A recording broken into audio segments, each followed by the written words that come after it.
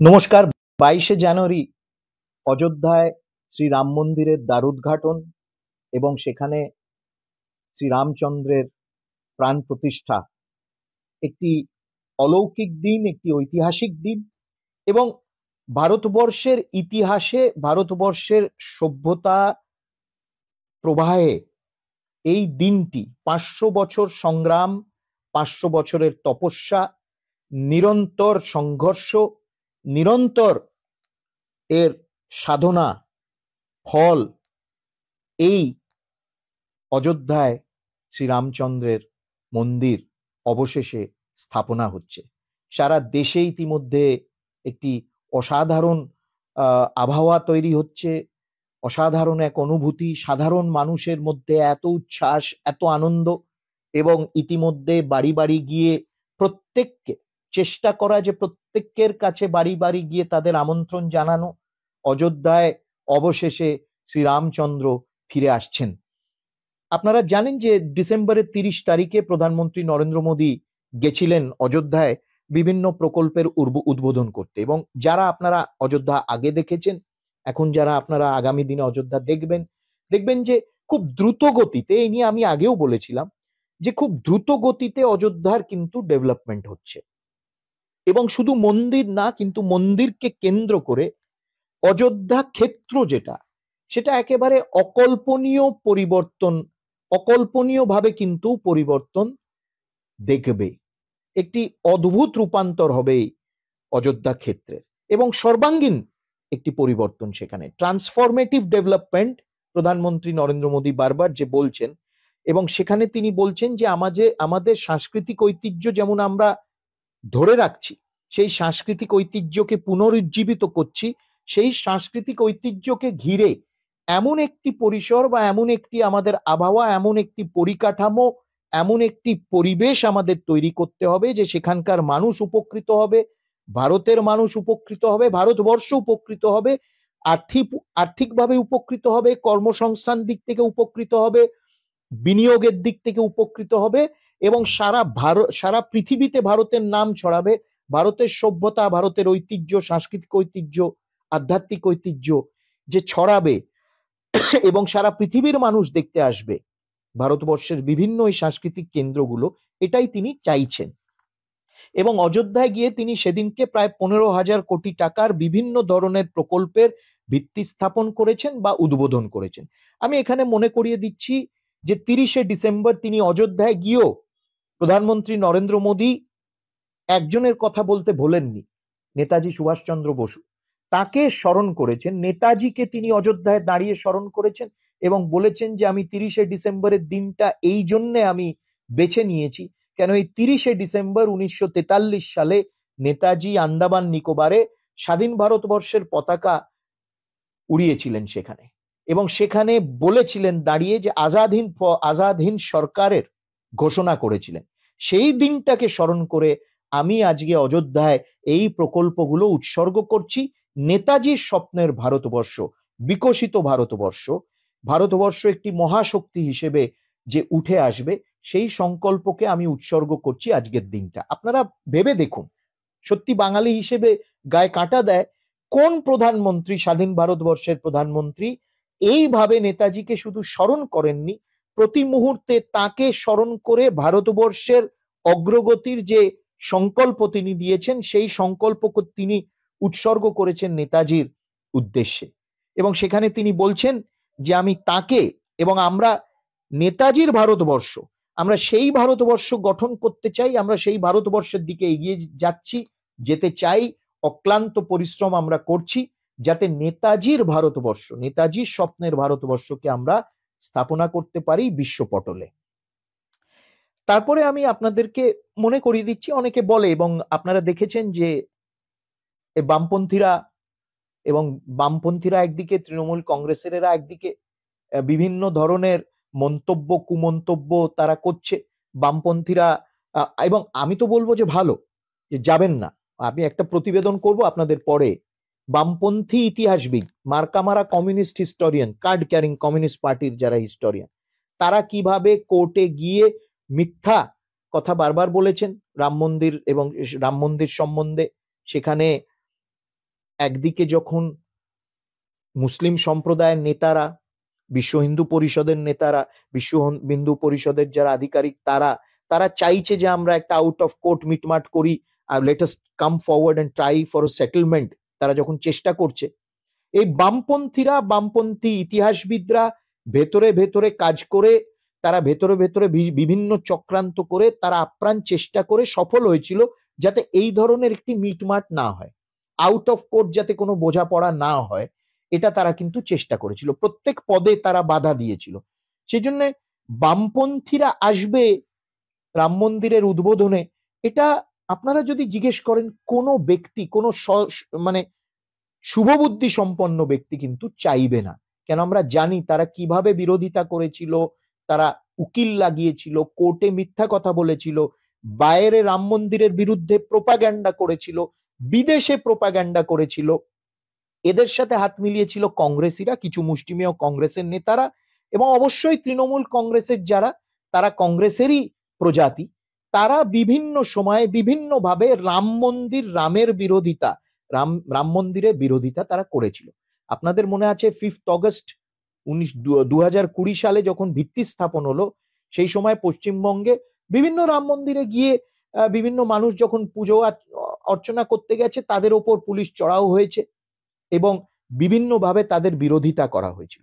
সেই জন্য আমার মনে হয় যে তৃণমূল কংগ্রেসের নেতারা, নেত্রীরা এবং বামপন্থীরা অযোধ্যায় যদি যায়, সেখানে পরিবেশ কুলসিত হবে, তাদের যাওয়া উচিত না। আপামর জনসাধারণ পশ্চিমবঙ্গের এবং সারা ভারতবর্ষে, তারা যাক, তাদের জন্য এই রাম মন্দির, তারা চেয়েছে মনে মনে এই রাম মন্দির প্রতিষ্ঠিত হোক, এবং সেই জন্য তারাই অযোধ্যায় যাওয়ার যোগ্যতা তাদের রয়েছে, অন্যরা কিন্তু অযোগ্য, তাদের যাওয়া উচিত না। কিন্তু আমি বিষয় ফিরে আসি, এই 30শে ডিসেম্বর প্রধানমন্ত্রী খুব সুন্দর তার বক্তব্যে কিছু বিষয়বস্তু রেখেছিল, এবং এই বামপন্থীরাই বলে না রাম মন্দির করে কি হবে, এত মানুষ এখনো তাদের বাড়ি নেই, এত মানুষ খেতে পাচ্ছে না, এইসব কথা বামপন্থীরা বলতে থাকে। প্রধানমন্ত্রী বলছেন যে একদিকে বহু বছর ধরে শ্রীরামের মূর্তি একটি টেন্টের মধ্যে, অযোধ্যায় একটি টেন্টের মধ্যে রাখা হয়েছিল, চিন্তা করা যায় যে একটি তাঁবুতে শ্রীরামচন্দ্রের মূর্তি রয়েছে, রামলাল্লার মূর্তি রয়েছে, এবং তিনি সেখানে বলছেন যে এবারে শ্রীরামচন্দ্র তার মন্দির যেমন পাচ্ছেন, মন্দির নির্মাণ হচ্ছে তার উদ্দেশ্যে, তাকে উৎসর্গ করে পুনঃপ্রতিষ্ঠিত তাকে করা হচ্ছে তারই অযোধ্যায়, অন্যদিকে সারা ভারতবর্ষে 4 কোটি মানুষ কিন্তু পাকা বাড়ি পেয়েছে। সেই জন্য দুটোই কিন্তু একসাথে হচ্ছে। শ্রীরামচন্দ্র তার পরিকল্পনায় রামরাজ্য যেমন ছিল, এই রামরাজ্যর প্রতিফলন আমরা গত 1 দশকে বিভিন্ন স্তরে কিন্তু দেখতে পাচ্ছি, এবং এই রামরাজ্যের একটি বিশেষ তার ডাইমেনশন হলো প্রান্তিক স্তরের মানুষের ক্ষমতায়ন, mainstreaming of the marginalised. এবং সেই জন্য প্রধানমন্ত্রী বলছেন যে 4 কোটি মানুষ গত 1 দশকে, 4 কোটি, 1 দশকেরও কম সময় 4 কোটি মানুষ পাকা বাড়ি পেয়েছে। একদিকে যেমন কাশী বিশ্বনাথ ধামকে পুনর্নির্মাণ করে আবার নতুন করে সাজানো হয়েছে, অন্যদিকে 30,000 পঞ্চায়েত বাড়ি, পঞ্চায়েত অফিস, 30,000 পঞ্চায়েত অফিস নতুনভাবে নির্মিত হচ্ছে সারা দেশে। অদ্ভুত ভাবে তিনি কিন্তু একটি তুলনা করেছেন। অন্যদিকে যেমন কেদারনাথ ধাম সুন্দরভাবে সাজিয়ে তোলা হচ্ছে, যাতে বিভিন্ন তীর্থযাত্রী যারা আছে সুন্দরভাবে সেখানে যেতে পারে। কেদারনাথ ধাম যেমন তৈরি হয়েছে, সারা দেশে 315টা নতুন মেডিকেল কলেজ সেট আপ করা হয়েছে, রেকর্ড। স্বাধীনতার পর 70-75 বছরের রেকর্ড, সারা দেশে 315টা নতুন মেডিকেল কলেজ স্থাপনা করা হয়েছে। মহাকাল, যেমন উজ্জয়নে মহাকাল করিডোর যেমন তৈরি হয়েছে, অনেক মানুষ দেখেছে, তারা খুব অভিভূত হয়েছে। মহাকাল করিডোর উজ্জয়নে যেমন তৈরি হয়েছে, প্রায় 2 লক্ষ জলের ট্যাঙ্ক তৈরি করা হয়েছে প্রত্যেক বাড়ি বাড়ি জল পৌঁছানোর জন্য। অর্থাৎ একদিকে যেমন সাংস্কৃতিক আধ্যাত্মিক ঐতিহ্য পুনর্স্থাপনা হচ্ছে, অন্যদিকে সেই আমাদের সাংস্কৃতিক আধ্যাত্মিক ঐতিহ্যের মূল মন্ত্র, যেটা প্রান্তিক স্তরের মানুষের ক্ষমতায়ন, আমরা সবাই এক, আমাদের মধ্যে কোনো ভেদাভেদ নেই, সেই মূল মন্ত্রটাকে কিন্তু আমরা শাসনের মাধ্যমে, সুশাসনের মাধ্যমে প্রধানমন্ত্রী নরেন্দ্র মোদী বাস্তবায়িত করছেন। এবং অযোধ্যায় যখন এই রাম মন্দির নির্মাণ হয়ে যাবে, প্রধানমন্ত্রী বলছেন যে সেটাকে মাথায় রেখে একেবারে কয়েক হাজার কোটি টাকার পরিকাঠামো অযোধ্যায় নির্মাণ হচ্ছে এবং অযোধ্যাকে স্মার্ট সিটি হিসেবে ডেভেলপ করা হচ্ছে।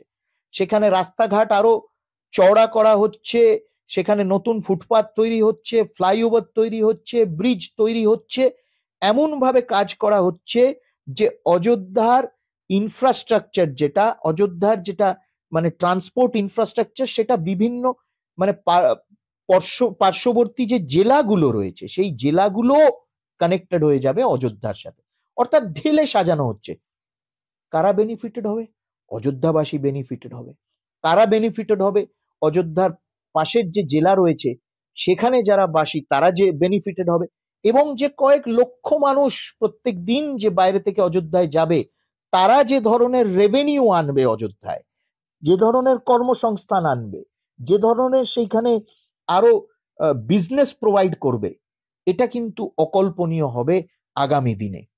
এবং আপনারা জানেন যে মহর্ষি বাল্মীকির নামে অযোধ্যার নতুন এয়ারপোর্টটা উদ্বোধন করলেন প্রধানমন্ত্রী। অসাধারণ এয়ারপোর্টটার ডিজাইন, এবং মহর্ষি বাল্মীকির নামে প্রথম একটি এয়ারপোর্ট সারা দেশে অযোধ্যায় নির্মিত হলো, এবং সেখানে অ্যানুয়াল ক্যাপাসিটি 10 লক্ষ মানুষ অ্যানুয়ালি কিন্তু এই এয়ারপোর্টকে ইউটিলাইজ করতে পারবে। এবং যখন সেকেন্ড ফেজ তৈরি হয়ে যাবে ইন্টারন্যাশনাল এয়ারপোর্ট, প্রায় 60 লক্ষ প্যাসেঞ্জার প্রত্যেক বছর আসা যাওয়া করতে পারবে এই এয়ারপোর্টের মাধ্যমে। এই দূরদর্শিতা প্রধানমন্ত্রী নরেন্দ্র মোদী। কারা বেনিফিটেড হবে? 60 লক্ষ প্যাসেঞ্জার যখন আনাগানা করবে প্রত্যেক বছর, কারা বেনিফিটেড হবে? অযোধ্যার মানুষ, সেই এলাকার মানুষ, উত্তরপ্রদেশের মানুষ এবং ভারতের মানুষ ওভারঅল। এবং আপনারা যদি দেখেন যে অযোধ্যার ধাম যে রেলওয়ে স্টেশন, আপনারা অনেকে গেছেন, এখন তার ক্যাপাসিটি হচ্ছে 10 থেকে 15,000 মানুষ সেখানে পার ডে ডেলি। যখন কমপ্লিট হয়ে যাবে, ঢেলে সাজানো যখন কমপ্লিট হয়ে যাবে, প্রায় 60,000 মানুষ প্রত্যেক দিন এই এয়ারপোর্টের মাধ্যমে আসা যাওয়া করবে। এবং যেটা খুব ভালো হয়েছে সেটা প্রধানমন্ত্রী মনে করিয়ে দিলেন যে অমৃত ভারত এক্সপ্রেস, বন্দে ভারত এক্সপ্রেস হয়েছে, নমো ভারত ট্রেন হয়েছে, এবার তিনি অমৃত ভারত এক্সপ্রেস লঞ্চ করলেন। অর্থাৎ ট্রেন ট্রাভেল যেটা, সেটাও সম্পূর্ণভাবে নেক্সট জেনারেশনে নিয়ে যাচ্ছেন তিনি, একেবারে রেভলিউশনাইজ করে নিচ্ছেন। এবং এই অমৃত ভারত এক্সপ্রেস বিশেষ করে গরিব এবং প্রান্তিক স্তরের মানুষের জন্য, এবং একেবারে মডার্ন ট্রেন, কিন্তু যাদের অনেক লম্বা ডিস্টেন্স যেতে হয়, লিমিটেড ইনকাম, তারাও কিন্তু modern amenity, modern benefit, comfortably তারা যাতে স্বাচ্ছন্দ্যে ট্রাভেল করতে পারে, তার ব্যবস্থা অমৃত ভারত এক্সপ্রেসের মাধ্যমে তিনি করছেন। কেন? যাদের টাকা কম, তারা কিন্তু তাদের অনেক লম্বা ডিস্টেন্স যেতে হয় ট্রেনে করে, তারা কেন কমফোর্টেবলি যেতে পারবেন না? এই প্রশ্নটা তিনি করেছেন, এবং তিনি প্রশ্নটা করে তার সলিউশন দিয়েছেন এই অমৃত ভারত এক্সপ্রেস। এবং আজকে পশ্চিমবঙ্গ, কর্ণাটক, এই যে অমৃত ভারত এক্সপ্রেস যে পশ্চিমবঙ্গ এবং কর্ণাটক এই ফার্স্ট অমৃত ভারত এক্সপ্রেস এই জুড়ে দিল, এবং উভয় রাজ্যের মানুষ এবং অন্যান্য রাজ্যের মানুষও প্রচন্ডভাবে কিন্তু বেনিফিটেড হবে। এবং আপনারা যদি জানেন যে বন্দে ভারত এক্সপ্রেস যবে থেকে শুরু হয়েছে, খুব কম সময়ের মধ্যে 1.5 কোটি প্যাসেঞ্জার কিন্তু এই বন্দে ভারত এক্সপ্রেসে আসা যাওয়া করেছে। 1.5 কোটি প্যাসেঞ্জার, অর্থাৎ কতটা যে পপুলার হয়ে গেছে। এবং প্রায় 34 রুটস অ্যাক্রস দ্য কান্ট্রি এই বন্দে ভারত এক্সপ্রেস চলছে। এই কথাগুলো তিনি সেদিনকে বললেন, এবং তার কথার মাধ্যমে পরিষ্কার বোঝা যায় যে তিনি অনেকটা আগে ভাবেন, এবং শুধু ভাবেন না, অনেক আগে ভেবে তিনি রোড ম্যাপ তৈরি করেন, এবং সেই রোড ম্যাপ এক এক ধাপে তিনি কিন্তু অতিক্রান্ত করে বাস্তবায়িত করেন। এবং আপনারা দেখে থাকবেন সেই ভিডিওটা, এখানে একটু আপনারা দেখে নিন যে তিনি সেদিনকে অযোধ্যায় 10th crore বেনিফিশিয়ারি, অর্থাৎ 10 কোটিতম যে বেনিফিশিয়ারি উজ্জ্বলা গ্যাস কানেকশন, তার বাড়ি গিয়ে তিনি গিয়ে সেখানে চা খেয়েছিলেন এবং তিনি বলছেন যে আমি যখন 2016-তে উজ্জ্বলা গ্যাস কানেকশন শুরু করেছিলাম, কেউ ভাবেনি যে আমরা এত দূর পৌঁছবো, 10 কোটি মানুষ। এবং আপনারা যদি দেখেন, আমি আপনাদের এই তথ্যটা দিতে চাইছি যে 60 থেকে 70 বছরে, প্রায় 6 থেকে 7 দশকে গ্যাস কানেকশন আপনারা যদি দেখেন, সেই তথ্যগুলো যদি দিই, যে 2014-তে 60 থেকে 70 বছরের মধ্যে কেবলমাত্র 10 কোটি গ্যাস কানেকশন দেওয়া হয়েছিল। অর্থাৎ 60-70 বছরেরও যদি একটু পরে গ্যাস কানেকশন, যখন গ্যাস আসতে আরম্ভ করলো, 50 থেকে 55 বছরে 14 কোটি গ্যাস কানেকশন মানুষকে দেওয়া হয়েছিল। এবং অর্থাৎ 5 দশকে 14 কোটি গ্যাস কানেকশন। এবং নরেন্দ্র মোদী গত 1 দশকে, মানে 2016 যদি ধরি, 1 দশকও পুরো না, 2016 থেকে 2023 অব্দি 18 কোটি নতুন গ্যাস কানেকশন 1 দশকে তিনি পৌঁছে দিয়েছেন। 18 কোটি, যেখানে 5 দশকে 50 থেকে 55 বছরে কেবলমাত্র 14 কোটি গ্যাস কানেকশন ভারতবর্ষের মানুষকে দেওয়া হয়েছিল, তিনি সেখানে 1 দশকে 18 কোটি গ্যাস কানেকশন পৌঁছে দিয়েছেন। এই 18 কোটি গ্যাস কানেকশনের মধ্যে 10 কোটি গ্যাস কানেকশন ফ্রি উজ্জ্বলা যোজনার অন্তর্গত মানুষকে পৌঁছে দেওয়া হয়েছে। ভেবে দেখবেন, 50 থেকে 55 বছর 14 কোটি গ্যাস কানেকশন। খেটে খাওয়া মানুষের সরকার, হাতের সরকার, বিভিন্ন সরকার। এবং 1 দশকে 2014 থেকে 2023 18 কোটি গ্যাস কানেকশন মানুষকে পৌঁছে দেওয়া হয়েছে। তার মধ্যে 10 কোটি গ্যাস কানেকশন ফ্রি উজ্জ্বলা স্কিমের, উজ্জ্বলা প্রকল্পের অন্তর্গত। এবং সেই 10 কোটিতম মানুষের, সেই পরিবারের বাড়িতে গিয়ে তিনি সেদিনকে চা খেলেন, তাদের সাথে কথোপকথন করলেন। খুব সুন্দর, খুব অসাধারণভাবে সেই একটি মুহূর্ত, সাধারণ একটি পরিবারে ভারতের প্রধানমন্ত্রী, যিনি নিজেও একটি সাধারণ পরিবারের থেকে উঠে এসছেন, অতি সাধারণ পরিবার থেকে উঠে এসছেন, তিনি গিয়ে তাদের বাড়িতে চা খেলেন। এবং সেই জন্য আমাদের এই কথাগুলো মনে রাখতে হবে যে তিনি মনে করিয়ে দিলেন যে শুধু সাংস্কৃতিক ঐতিহ্য, রাম মন্দির হচ্ছে প্রতীক, একটি নতুন ভারতের প্রতীক। রাম মন্দির মহাশক্তি ভারতের প্রতীক এবং রাম মন্দির ভারত বিশ্বগুরুর প্রতীক। বিশ্বগুরু মহাশক্তি নতুন ভারত তখনই হতে পারে যখন প্রান্তিক স্তরের মানুষের ক্ষমতায়ন হচ্ছে, প্রান্তিক স্তরের মানুষকে যখন মেন স্ট্রিম করা হচ্ছে।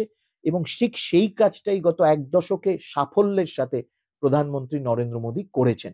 অযোধ্যায় 30শে ডিসেম্বর তিনি 15,000 কোটি টাকার প্রকল্প যখন সেখানে ভিত স্থাপন করলেন, উদ্বোধন করলেন, এই কথাটাই আমরা মনে করলাম যে আরেক ধাপ দেশ এগিয়ে গেল।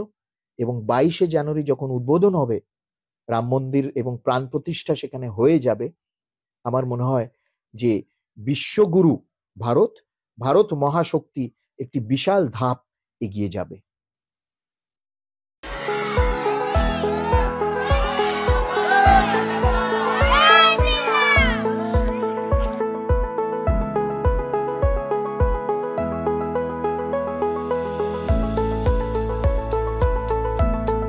नमस्ते जी। नमस्ते। ओहो, ऐसा मत कीजिए आप लोग। तो आप सूरज के पिताजी हैं? अच्छा, और ये कौन है?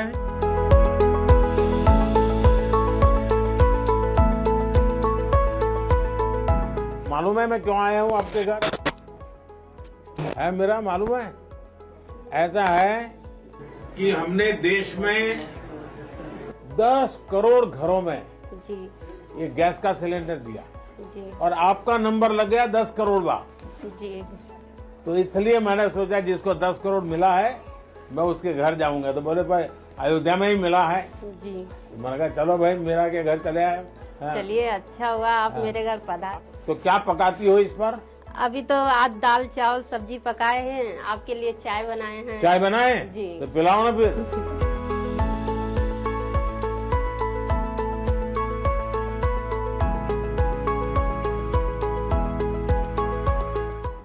वाली चाय है। जी तो दूध यहाँ का मिल जाता है आप जी, लोगों को? पैकेट वाला मंगाते हैं। हाँ। बहुत मीठी चाय पीते हैं आप, हैं? हमसे मीठी हो ही जाती, मालूम नहीं कैसे। तो मेरा आपको क्या क्या लाभ मिला है? यही आवास मिला है। आवास मिला है, जी। ये आपने बना दिया? जी, आपके कृपया से। अच्छा, ठीक से बना है? हाँ। अच्छा, और- पहले कहाँ रहते थे? पहले झोपड़ी था यहाँ, हाँ? खपड़े का घर था। हाँ। जी हाँ, कहाँ रहते थे? जी और जी, अब अच्छा बन गया? जी हाँ। कब से है लाइट? 3 साल हो गया। 3 साल हो गए? जी। अच्छा, तो बिजली का बिल कितना आता होगा? वो आता है महीने का 100 रुपये 200 ऐसे आता है। 100-200 रुपए? जी। अच्छा, और गैस कब से मिला है? ये कल मिला है। कल मिल गया? जी अच्छा, तो गैस चलाना आता है? जी, कल सीखे हैं। कल सीख हाँ, लिए? जी तो पहले से चाहती थी अब गैस मिल जाए, अगल बगल वालों को भी तो गैस मिल गया हाँ, होगा? सबको मिल गया था। हम छोटे चूल्हे पे बनाते थे, पहले तो भट्ठी था, भट्ठी पे बनाते थे। हाँ। हाँ, फिर चूल्हा ले दिया था, हाँ। उस पे बनाते थे। तो लकड़ी जलाते थे या? नहीं, वो बुरादा। अच्छा। बुरादा वो अलग। बाहर से लाना जी, पड़ता था? खरीद अच्छा। के लाते थे हाँ। उसको। जी, तो अभी तो आपको बहुत फायदा हो गया, टाइम बच जाएगा। बहुत फायदा। हाँ? बच्चे को थोड़ा टाइम देंगे। हाँ। थोड़ा हाँ। तो मेरा जी आप कुछ काम वाम भी करती हैं? जी, फूल बेचते हैं। फूल बेचते हैं? जी, कहाँ पर बेचते हैं? नए घाट। तो अब तो लोग बहुत आते होंगे, जी हाँ, अब तो फूल कम पड़ जाएंगे, हैं? तो आपको ये अनाज का योजना का लाभ मिलता है? जी जी, कितना अनाज मिलता है? 10 किलो। और आपको गैस मिला, जी बिजली मिली, जी घर मिला, जी अनाज मिला, जी, वाह, और पानी मिल गया। पानी भी मिलता है सर। आप हम लोग का भगवान मिल गए। नहीं, भगवान तो भगवान रामचंद्र जी है। आपको हमारे लिए भगवान है।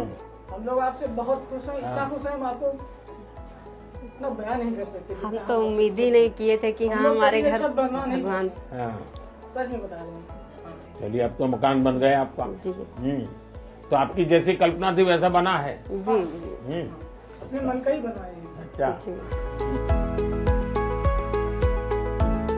कितना मिला आपको घर बनाए? 2.5 लाख।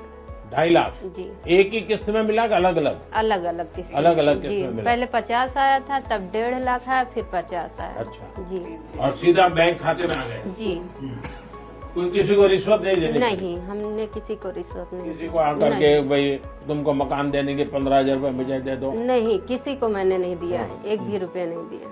चाय बहुत अच्छी बनाई है, जी। और मैं चाय वाला हूँ इसलिए मुझे पता रहता है कि चाय कैसे बनती है।